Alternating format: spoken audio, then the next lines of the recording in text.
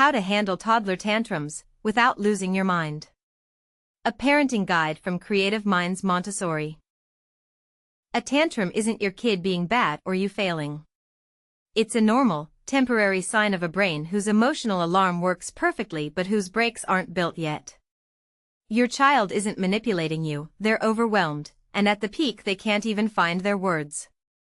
So stay calm, because they borrow their calm from you, name the feeling, and hold the line on the behavior, no hitting, no biting, while you soften on the feeling. It fades as language and self-control grow. Here's the single fact that reframes everything.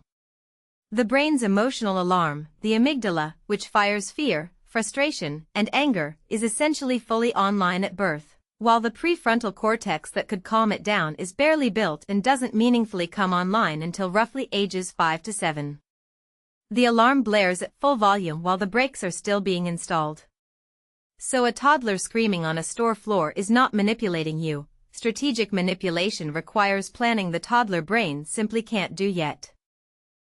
Layer on the language gap and it clicks.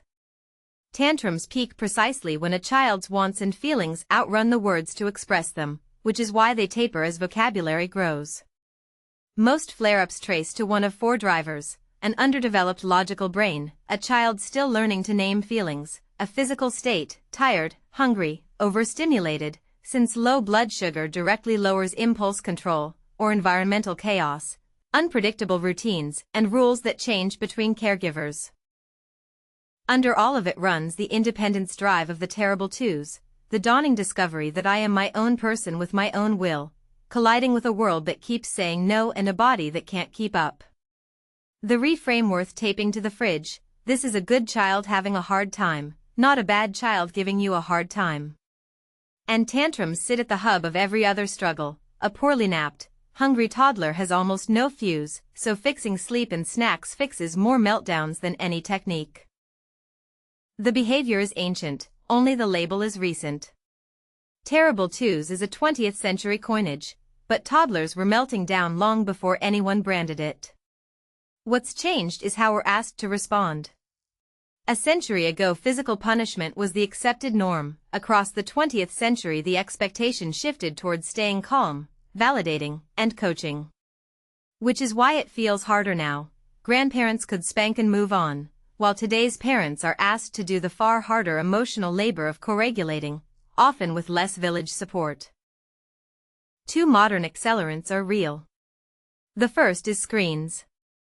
Digital media spikes dopamine, so when the device is removed, dopamine drops and kids feel genuinely grouchy and resentful, and because they use the screen to escape discomfort, the buried feeling comes roaring back the instant it's gone. The second is the audience. Social media means parents feel watched and judged mid-meltdown. Used well, though, the same tech helps. A visual countdown timer and an agreed family media plan soften transitions and cut the ambush feeling. 3 common moves, honestly. The first, planned ignoring. For attention or want-driven tantrums, not feeding the behavior with attention genuinely reduces it. But you must never ignore hitting, biting, throwing, or anything dangerous. Those need calm intervention every time, and ignoring does nothing to teach the missing skill and can escalate a child who's truly overwhelmed.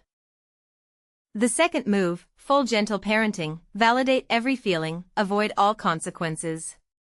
A warm baseline is right, but parents often slide from empathize with the emotion into eliminate every consequence, which is permissiveness. Gentle only is less effective for aggressive kids, and structure and clear limits actually lower a child's stress. The third, giving in to end the scene. It stops the meltdown fast, but it teaches that a big enough tantrum overturns a no, and day-to-day inconsistency is one of the biggest drivers of ongoing tantrums.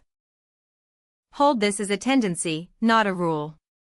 In one study, mothers more often protected the child from distress, soothed, removed the frustrating thing, while fathers more often helped the child cope with it, stayed alongside and encouraged. Both can work, but the killer finding is what happens when they clash. When one soothed and the other encouraged at the same moment, the child's frustration intensified. The most hopeful note: securely attached kids recovered faster. The relationship matters more than the technique. The lesson isn't that one style wins, plenty of soothing dads and coaching moms, and single parents run both modes solo. It's that consistency between the two adults beats any single style, because mixed messages are themselves a documented tantrum driver. So turn the clash into teamwork, agree in advance who holds the line and who holds the child in a given episode, debrief after, never during, and present one boundary with two warm faces. The principle threading all three methods: validate the feeling, hold the line on the behavior, empathy and boundaries together, never one without the other. The first method, co-regulation, lend your child your calm. A toddler cannot self-regulate a brain that hasn't built the brakes yet. The only way they calm down is by borrowing a steady adult nervous system, and every time you offer that, you're building the architecture for their future self-control. This is why connection, not punishment, isn't soft, it wires the regulating brain. The catch: you can only lend calm you actually have, and kids read clenched fists and sharp sighs and escalate off them, so the first move is always to regulate yourself. So unclench, take one slow breath, drop your shoulders. Then get low, soften your face and voice, and name the feeling: you're so mad we have to go. Keep the boundary firmly in place, but offer your steadiness instead of a lecture. The teaching comes later, when everyone's calm. You don't need to announce any of this, you simply start staying calmer and the child feels the difference.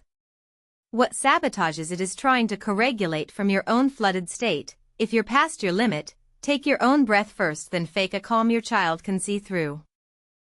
The second method, name it to tame it, build an emotional vocabulary.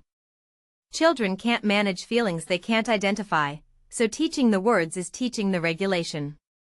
The mechanism is almost physiological. Putting a feeling into words engages the thinking brain and takes some of the charge out of the alarm. So give the feeling a word in the moment, that's frustration, and pair it with a simple calming ritual a small child can perform. Smell the flower, blow out the candle. Breathing is a classic because it's concrete and doable. The gentlest way in is to model it first, with zero pressure on the child. Narrate your own feelings out loud. Daddy's feeling frustrated, I'm going to take a breath, so the child sees the whole loop performed before they're ever asked to do it. Praise the naming, not just the calming. You told me you were mad instead of hitting, that's huge. And the mistake is expecting the naming to stop the current tantrum. At full flood the words won't land, so you name it to build the skill for next time. The third method, prevent it, with a prepared environment and real choices. Most tantrums are predictable: hunger, fatigue, overstimulation, transitions, which means most are preventable.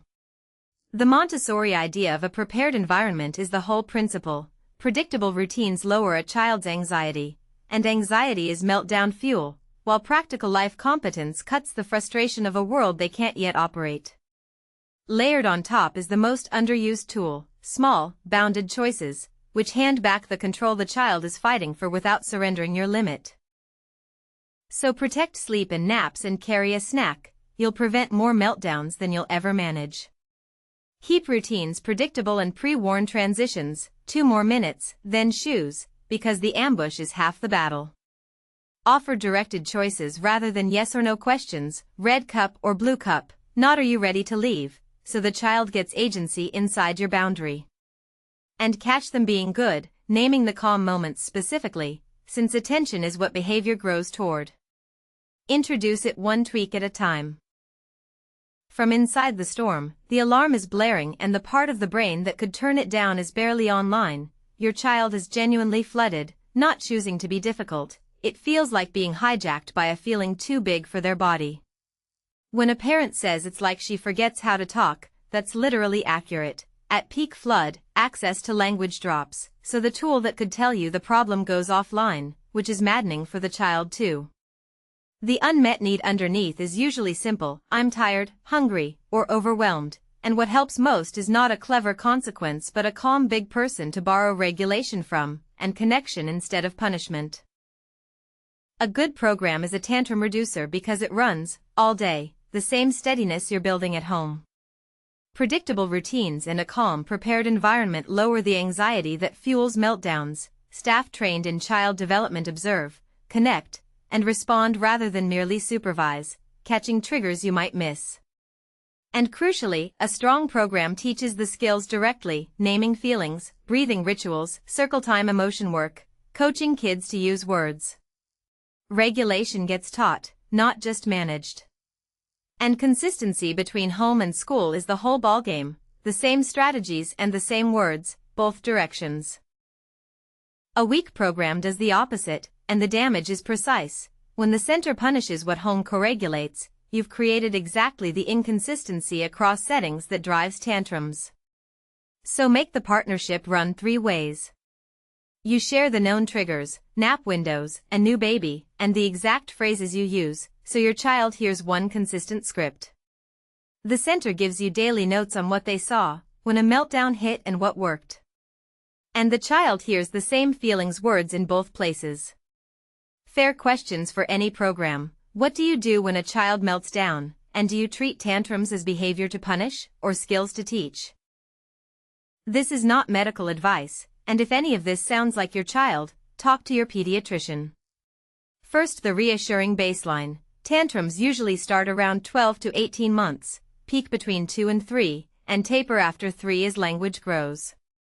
For toddlers, episodes of 2 to 15 minutes, often at least 1 a day, are within normal, and preschoolers still have them but less often.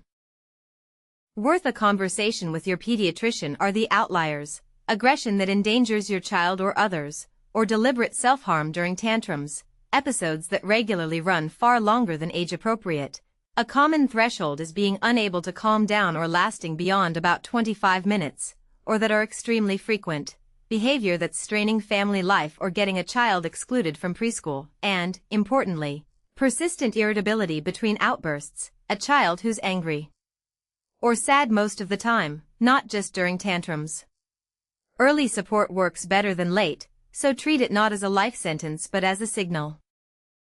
No single method fits every child. The very study that found coaching often helped also found that forcing a mismatched style backfired. Gentle parenting isn't universally right or wrong. Warmth with boundaries beats warmth alone, and both beat harshness. And even parents doing everything right have kids who still throw epic tantrums. That's not failure, it's variance in temperament. The anchor of hope is that this is a phase with an expiration date. As language and the prefrontal brain come online, tantrums genuinely taper. You're not managing forever, you're scaffolding a brain that's still building, and your steady presence is the thing building it. For the full guide and more parenting resources, visit creativemindsmontessori.com/parenting.